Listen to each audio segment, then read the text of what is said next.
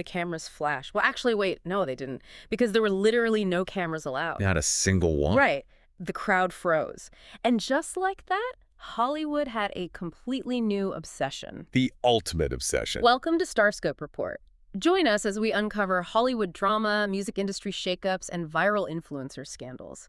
From red carpet surprises to social media controversies, we dive deep into the stories behind the fame. And today, we've got a story that basically stopped the world. We really do. Today, we're doing a deep dive into the absolute fortress that was the July 3rd, 2026 wedding of Taylor Swift and Travis Kelce. It's still hard to believe it actually happened the way it did. Right. Like, think about it. How do you make 1,000 A-list celebrities and, like, an entire NYPD security detail just disappear in the middle of Midtown Manhattan? You're talking about shutting down literally the most surveilled, densely populated grid on Earth for the most famous couple on the planet. And somehow keeping the entire thing off the internet. Which is a logistical impossibility. I mean, you're fighting the entire architecture of modern celebrity culture. Totally. A culture that's basically designed to document and broadcast every single second of an event like this. Exactly. But they pulled it off. And we have a massive stack of sources to pull from for this deep dive today. We've got entertainment news outlets, sports publications, and even direct accounts from some very high-profile guests who were, actually in the room. And our mission today is really to unpack how the ultimate power couple managed to take what should have been a massive 1,000-person arena spectacle and somehow forge it into this intimate, highly personalized, and honestly surprisingly unconventional celebration. Because the central theme here, the thing we keep coming back to, is that friction.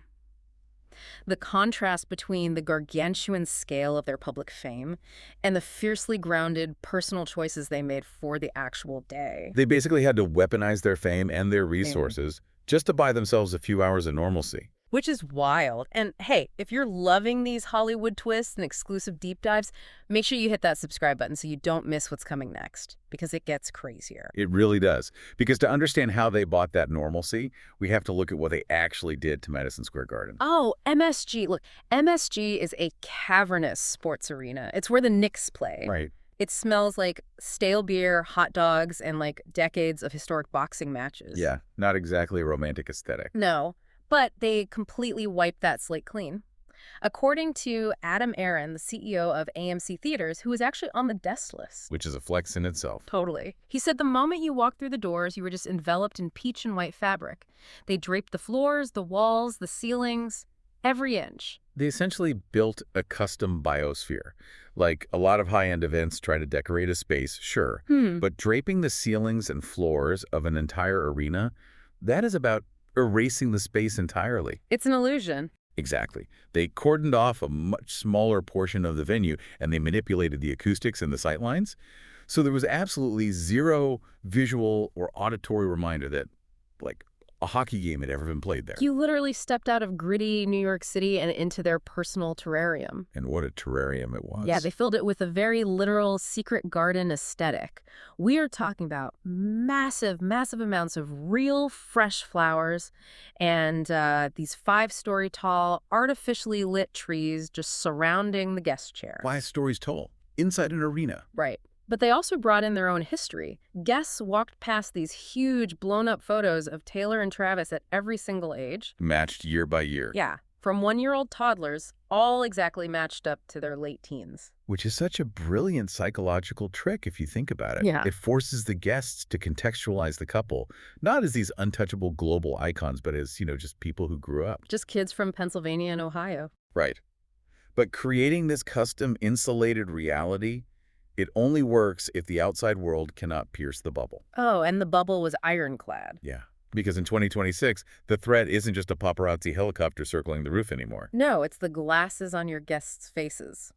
Which brings us to the security. And wait till you hear how intense this got. TMZ reported that the measures were unprecedented, even for billionaire standards. Which is saying something. Security personnel were actively walking the venue with specialized scanners, explicitly checking for MetaSmart glasses and any other hidden wearable cameras. Because a standard no-phone policy is totally useless now. Exactly. Wearable tech means someone could be live streaming a highly private vow exchange just by literally looking at the altar. So to physically scan 1,000 high-profile guests for hidden tech, It requires a militant level of perimeter control. And they even forced that control on the NYPD. This was the craziest part to me. I know. Officers assigned to work the event inside the venue were given a hard ultimatum. Leave your personal devices completely behind or skip the assignment and go home.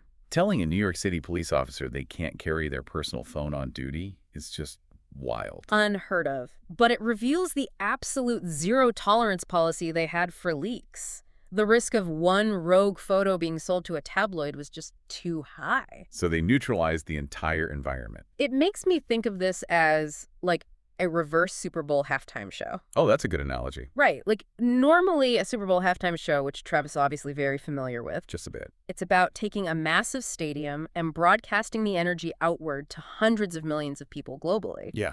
But here, they took a massive stadium, inverted it, and shrunk it down.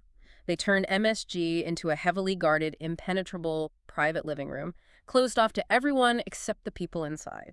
And that inversion is the absolute key to understanding the entire day. The 5-story trees, the fabric on the ceiling, the meta glass scanners. Yeah. None of that is just billionaire aesthetics or paranoia. It's the necessary shield. The armor. Exactly. When you live your entire life being perceived, analyzed, and commodified by the public, you have to build a fortress of this magnitude just to allow yourself to be genuinely vulnerable. Wow. So the aggressive security was basically the strict prerequisite for the intimacy of the actual ceremony. Exactly. And that ceremony really delivered on the intimacy. Yeah. In a way that seems almost physics-defying for a room holding 1,000 people. Adam Aaron specifically noted that it felt remarkably intimate and small. He said despite the cavernous location, everything felt close. And the visual language of the ceremony did a lot of the heavy lifting there. Like, the fashion choices alone signaled this major departure from theatrical pop star costumes towards something deeply classic. Let's talk about the fashion, because Travis wore a white Christian Dior tuxedo. Classic. And Taylor wore this stunning white Christian Dior Haute Couture gown with a long veiled train. Which, from a fashion industry perspective, is a massive deal. Huge, because this was creative director Jonathan Anderson's very first couture wedding dress for a world-renowned celebrity. Anderson actually mentioned in an interview that the emotional process of creating this specific dress led to him and Taylor becoming really good friends. Which is so sweet. And choosing Anderson for his first celebrity wedding gown is a deliberate move away from the expected legacy wedding designers. It gave them something entirely bespoke. But then they brilliantly offset that incredibly high fashion, austere elegance with their choice of efficient. This is my favorite part, because you have custom Dior, you have 5-story lit trees, you have an NYPD fortress, and then you have Tin Man. Adam Sandler up at the altar running the show. It's so good. Guests described his tone as warm, welcoming, funny, and eloquent. It just completely grounds the spectacle, doesn't it? Like, you really cannot take yourself too seriously when Adam Sandler is officiating your wedding. You can't. Mm-hmm. And he gave them this piece of advice that really stood out in the reports. He told them that to stay close through all the good times and the bad times, they just need to make sure they kiss each other every single day. Kiss every single day. It's such a simple, unpretentious piece of wisdom from a guy who's been married for, what, over 2 decades? Yeah. It anchors this entire multi-million-dollar production in a profound, relatable human connection. But the actual core of the ceremony and the mechanism they used to truly make a 1,000-person room feel small was the vows. Yeah, they completely threw out traditional vows. They wrote their own, and they read them from these beautiful gold-bound books. But the detail that stops you in your tracks is the duration. The length is crazy. Each of them read for 20 minutes. 40 continuous minutes of wedding vows. Look, if you have ever sat in a folding chair at a cousin's wedding and suffered through 15 minutes of rambling, inside joke wedding vows. Oh, it's great. You know how painful that can be? Guests are usually checking their watches. So does 40 minutes of vows basically just become a bore fest? Normally, yes. Yeah. But when one of the people standing at the altar is literally a generational master of songwriting and narrative storytelling, Oh, true. it basically just becomes the most exclusive, private acoustic set of all time. Wow, an acoustic set. I love that. You have to view it as a performance of their history. The guests who spoke to the press didn't describe it as boring at all. They described the vows as long, entertaining, personal, charming, emotional, and irreverent. So they weren't just making promises. No, they were establishing the definitive, authorized narrative of their relationship. delivered directly to the people they trust the most. And we actually did get one specific detail about what was said during those 40 minutes. The high school story. Yes. Taylor shared the story about Travis from his high school years.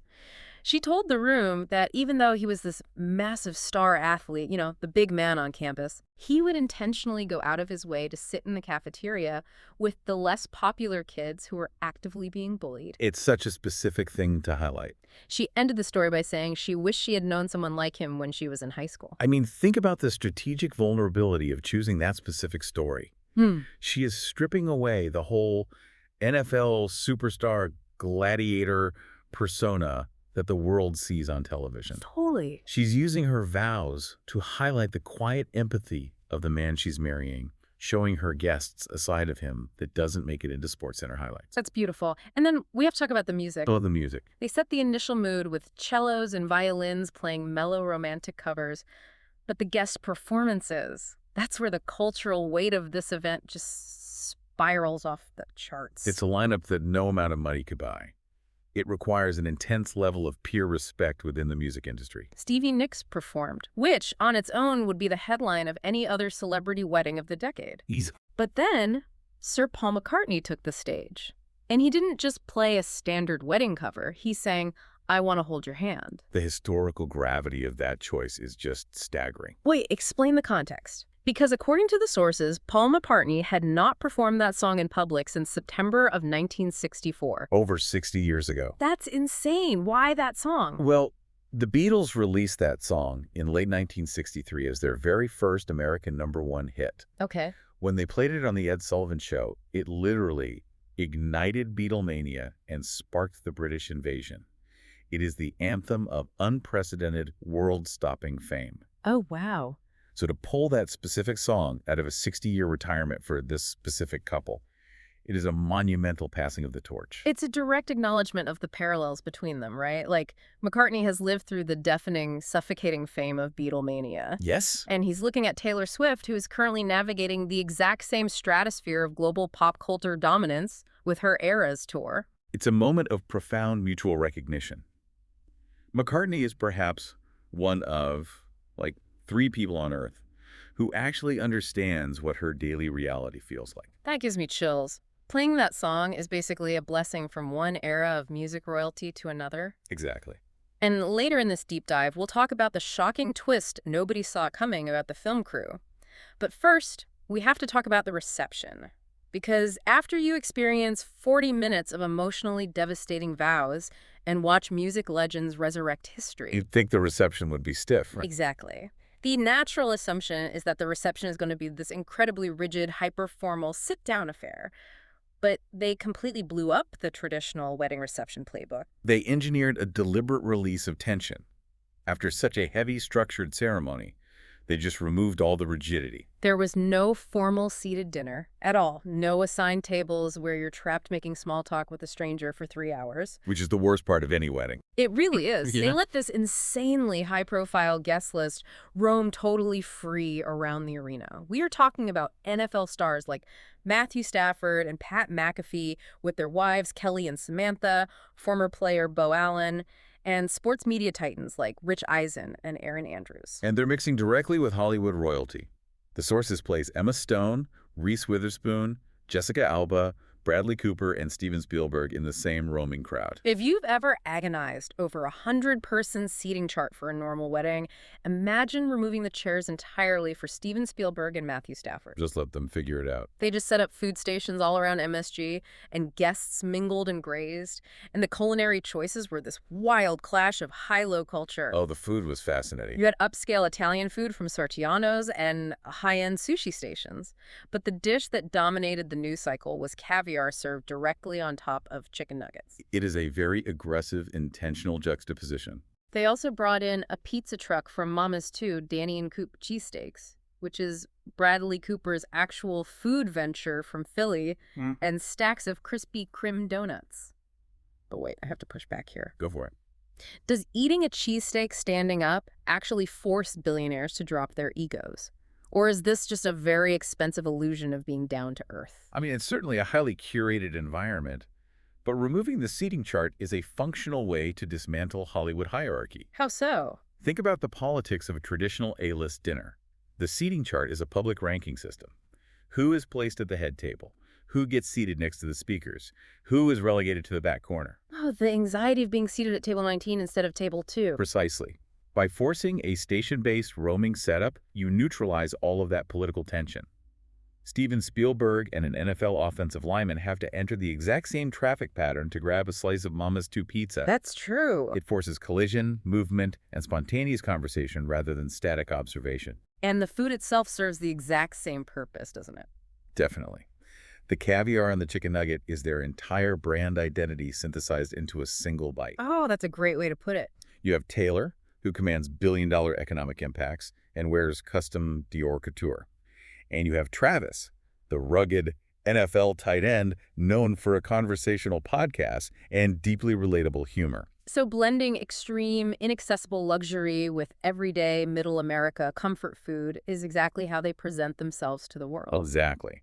But if we're really analyzing their brand identity and how they wield their massive economic power, the most important detail of the night isn't the food. No, it's the wedding registry.